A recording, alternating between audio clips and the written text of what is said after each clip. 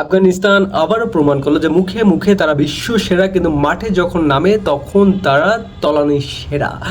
এবং এই আফগানিস্তান তারা সবসময় বলে তারা এশিয়ার দ্বিতীয় সেরা দল, এবং সেইটা নিয়ে রাশিদ খান তিনি তার মুখ খুলেছেন যে তারা এটা নাকি এখন বলে না। বাংলাদেশের সঙ্গে কন্টিনিউয়াসলি একের পর এক ম্যাচ হারের পর তারা রিয়েলাইজ করেছে যে না, দ্বিতীয় সেরা দল তো দূরের কথা, দ্বিতীয় সেরা তো দূরের কথা, বিশ্বের টপ 10 ক্রিকেট টিমেরও আশেপাশে তারা নেই। এবং এশিয়া কাপে তাদের যে পারফরমেন্স, তারা শুধু সেই একটা টিমের সঙ্গে ম্যাচ জেতার মতো তাদের কোয়ালিফাইড তারা রয়েছে, সেটা হচ্ছে জিম্বাবুয়ে। একমাত্র জিম্বাবুয়ে আছে যে আফগানিস্তান এই জিম্বাবুয়ের কাছে ম্যাচ জিততে পারে। প্রথম টি-20-র মতো ওই সেকেন্ড টি-20-তে বাংলাদেশের কাছে আবারও মারা খেয়েছে আফগানিস্তান। এবং এই আফগানিস্তানকে দেখেন, তারা বাংলাদেশের সঙ্গে 150 রানও করতে পারে না, এবং সেই টিম কন্টিনিউয়াসলি তারা বলতে থাকে তারা নাকি ওয়ার্ল্ডের দ্বিতীয় সেরা, তারা এশিয়ার দ্বিতীয় সেরা, মানে মুখে যা আসে সেইটাই তারা মুখ থেকে বেরো করে দেয়। বাংলাদেশের কাছে কন্টিনিউয়াসলি যে ধরাশয়, তাদের যে কোচ আছে তার মাথায় একে নেই চুল, এবং তার মাথা তো গরম হয়ে সেখানে যেন বাষ্প হয়ে এই বাংলাদেশের মাটিতে যেন বৃষ্টি হচ্ছে, এটাই আমার রিয়েলাইজেশনে আসে। এবং আমি বাংলাদেশে ম্যাচ জিতেছে, ওকে ফ্যান্টাস্টিক, কংগ্রাচুলেশনস, বাট এখানে যে কথাটি রয়েছে সেটা তো জাকের আলী অনেক, তার ক্যাপ্টেন্সিতে বাংলাদেশের ভালো করা totally impossible. I don't know যে কেন তাকে ক্যাপ্টেন্সিতে এখনও রাখা হয়েছে। ক্যাপ্টেন্সির সিও বোঝে না যে প্লেয়ার, যে জাকের আলী অনেক তাকে ক্যাপ্টেন্সিতে বসিয়ে রেখেছে। এটা হচ্ছে আমার প্রথম রিয়েলাইজেশন। আরেকটি রিয়েলাইজেশন হচ্ছে আমাদের ব্যাটসম্যানের কোনো ধারাবাহিকতা নেই। আপনি দেখেন এদের কনসিস্টেন্সিটা এতটা বাজে, এতটা জঘন্য, যেটা পৃথিবীর অন্য কোনো ক্রিকেটারদের নেই।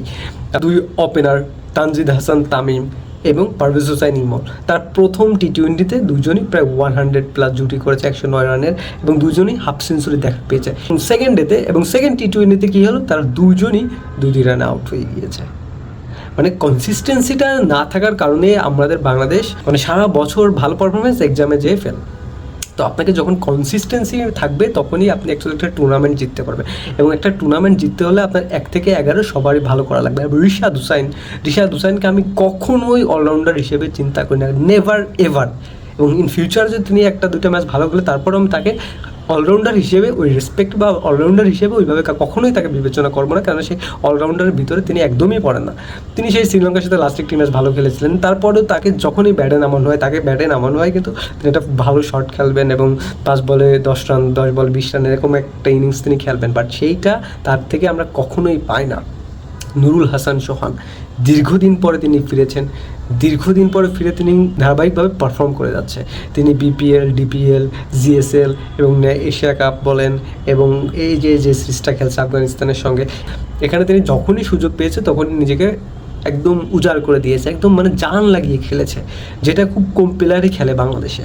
তো তার ভিতরে এবং এক্সপিরিয়েন্সের যে ছাপটা রয়েছে, সেই অভিজ্ঞতা থেকে তিনি খেলছেন এবং বোঝা যাচ্ছে। তার সঙ্গে আপনি লিটন কুমার দাস বলেন, সাইফ হাসান, জাকের আলী অনেক, নুরুল হাসান সোহান, মোহাম্মদ সাইফুদ্দিন, সবাই শুধু আসছে আর গিয়েছে, শামীম হোসাইন আসছে আর গিয়েছে। মানে নুরুল হাসান সোহান যে খেলতেছে, বলছে ভাই, নুরুল হাসান সোহান অলরেডি বলছে ভাই কেউ সহজে উইকেট দিও না, নর্মালি খেলতে থাকো, রান তো বেশি লাগে না ভাই, 20 বলে 30 এরকম রান রেটটা থাকে, 25 বলে 30, 40 বলে 50 এরকম রান রেটটা ছিল। 147 এটা একটা বেশি রান না, মানে চেস করা খুবই ইজি। বাংলাদেশ যদি ব্রেন লাগিয়ে খেলে এবং ঠান্ডা মাথায় খেলে, তাহলে 15 ওভারের ভিতর ম্যাচ জেতা যায়। বাট তারাই টপাটপ 6 মারে যে, এবং আমরা ইয়াং একটা টিম পেয়েছি, সবাই মাথা গরম করে ধুমধাম 6 মেরে ম্যাচ হিরো হতে চায়, 6 মেরে ম্যাচ জিতে হিরো হয়ে গেলাম, okay fine. This is not cricket. এখানে আপনাকে 6 মারার বল 6 মারতে হবে, 4 মারার বল 4 মারতে হবে। টি-20 মানেই 6টা বলে 6টা আপনার ব্যাট চালানো না। টি-20 মানেই বল, আমার প্রতি বলে সিঙ্গেলটা বেরো করতে হবে, যে প্রতি বলে আমার বাউন্ডারি বেরো করতে হবে, যেটা 6 মারার বল ওইটা আমার 6 মারতেই হবে, otherwise I am not a cricket player. প্রথম টি-20তেও তিনি গেম চেঞ্জার হয়েছেন, সেকেন্ড টি-20তেও তিনি গেম চেঞ্জার হয়েছেন, এবং যার কথা না বললেই নয়, তিনি হচ্ছেন শরীফুল ইসলাম, জাস্ট ফ্যান্টাস্টিক।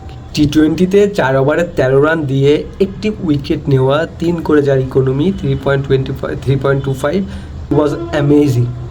মানে ডেঞ্জারাস ছিল, তার বলের সুইং বলেন, এবং তিনি যে ইয়র্কারগুলো গতকাল করেছেন, জাস্ট ফ্যান্টাস্টিক, জাস্ট দেখার মতো ছিল। মুস্তাফিজুর রহমান থেকে আমরা গতকাল আহামরি ভালো বল পাই না, তিনি 4 ওভারে প্রায় 40টি রান দিয়েছেন, এবং 10 পরের ইকোনমিক উইকেট তিনি পান না। এবার একটা খারাপ দিন যেতেই পারে, এবং একই সঙ্গে কিন্তু মুস্তাফিজুর রহমান লাস্ট ওভারটা দুর্দান্ত করেছিলেন, মাত্র 2-3 রান দিয়েছিলেন। এবং সেই মুস্তাফিজুর রহমান যিনি কোনো ইতিমধ্যে ওয়ার্ল্ডের সব থেকে টি-20তে ডট বল দেওয়ার ক্ষেত্রে সবার 1 নম্বর অবস্থান করছেন, এবং 4-5-এ আছেন আমাদের সাকিব আল হাসান। তিনি যদি এতদিন খেলতেন হয়তো তার অবস্থানটা চেঞ্জ হতো। মুস্তাফিজুর রহমান ইন্টারন্যাশনাল ক্রিকেটে হি ইজ ডেঞ্জারাস। তার যে স্লো ডেলিভারি, এইটা যে কতটা কার্যকর, এবং এই রকম প্লেয়ার, এইরকম মানে তিনি যে এখন আইপিএল বলেন, তিনি যে এখনও বাংলাদেশ থেকে একমাত্র ক্রিকেটার যিনি নিয়মিত আইপিএল খেলছেন, আপনার সাকিব আল হাসান, তার এই কোয়ালিফিকেশন থাকার কথা। কারণ এইটা পৃথিবীর অন্য আর কোনো বলারের নেই, যে এইভাবে একটা ফাস্ট করে এইভাবে একটা স্লোয়ার কাটার দিয়ে তিনি যে কোনো সময় পুরো ম্যাচ ব্রেক থ্রু এনে দিতে পারে, পুরো ম্যাচ ঘুরিয়ে দিতে পারে। এই স্কিলটা শুধুমাত্র পৃথিবীর একমাত্র মুস্তাফিজুর রহমানের ক্ষেত্রে আছে। যে আমি মনে করি যে বাংলাদেশে আপনার Shakib Al Hasan, Mustafizur Rahman is one of the greatest player that Bangladesh ever produce. সাইফুদ্দিনের কথা কি বলবো, তাই তিনি কালে কিন্তু ভালো বলটা করেছিলেন, কিন্তু ওই যে অলরাউন্ডার, যখনই আমাদের অলরাউন্ড এই সাইফুদ্দিন, রিশাদ হুসাইন, পরে মাহেদি হাসান, এরা অ্যাকচুয়ালি কেন চান্স পায় রেগুলার, এটার কারণ হচ্ছে তারা কিন্তু একজন মোটামুটি অলরাউন্ডার তাদের ধরে নেয়, যে তাদের বলটাও ভালো হয়, এবং একই সাথে যদি তারা ব্যাটে আমাদের কিছু রান করে দিয়ে আসতে পারে তাহলে কিন্তু ওকে আমাদের জন্য অনেক ভালো, তারা কিন্তু টিমের জন্য অনেক ভালো হয়। কিন্তু বলটা ঠিকঠাক যেমন তেমন করে আসে, কিন্তু ব্যাটিংয়ে যেয়ে গোলমাল মাতিয়ে দেয়। কারণ আমাদের ব্যাটিংটাই তো মেইন সমস্যা বাংলাদেশের বর্তমান গত 5-6 বছরের যদি আপনি স্টার্ট দেখেন, সেখানে বোলিংয়ে কিন্তু দুর্দান্ত খেলে যাচ্ছেন। তাসকিন আহমেদ, মুস্তাফিজুর রহমান, শরীফুল ইসলাম, তানজিম হাসান সাকিব, এই যে 4টা পেজ আছে গত 3-4 বছর ধরে কন্টিনিউয়াসলি তারা কিন্তু পারফর্ম করে যাচ্ছে। সো এইখানে কিন্তু শরীফুল ইসলাম কিন্তু রেগুলার খেলতে পারেন না, তানজিম হাসান সাকিব রেগুলার খেলতে পারেন না, তারা কিন্তু তাদের কিন্তু পারফরমেন্স করে লাখ তারপরে কিন্তু ম্যাচে টিকতে হয়। তাসকিন আহমেদকে বসাতে হবে, শরীফুলকে ইন করতে হবে, না শরীফুলকে আউট করতে হবে, তাসকিন আহমেদকে ইন করতে হবে, এইভাবে কিন্তু চেঞ্জ হচ্ছে। কেননা 4টা পেজ নিয়ে তো আপনি খেলতে পারবেন না। সো আমাদের পেজ ইউনিট কিন্তু এই 4টা পেজ ইউনিট কিন্তু গত কয়েক বছর ধরে দুর্দান্ত করছে, এবং স্পিনারে নাসুম আহমেদ চলে এসেছেন, তিনি আসাতেও তিনি কিন্তু ব্রেক থ্রু এনে দিতে পারেন, দুর্দান্ত বল করে থাকে নাসুম আহমেদ। নাসুম আহমেদ তো আর অলরাউন্ডার না, বাট আমাদের শরীফুল ইসলাম কি সুন্দর করে, আমাদের এই রিশাদ হুসাইনের থেকে শরীফুল ইসলামের ব্যাটিং অসাধারণ। রিশাদ হোসেন কি বল, মানে ইজি 6-এর বল মিস করে, এইগুলো আমি শুনেছি। তিনি নাকি সাধারণত বলের যে ওয়েট হয় এর থেকে বড় বল দিয়ে নাকি তিনি প্র্যাকটিস করে দেয়, তার নমুনা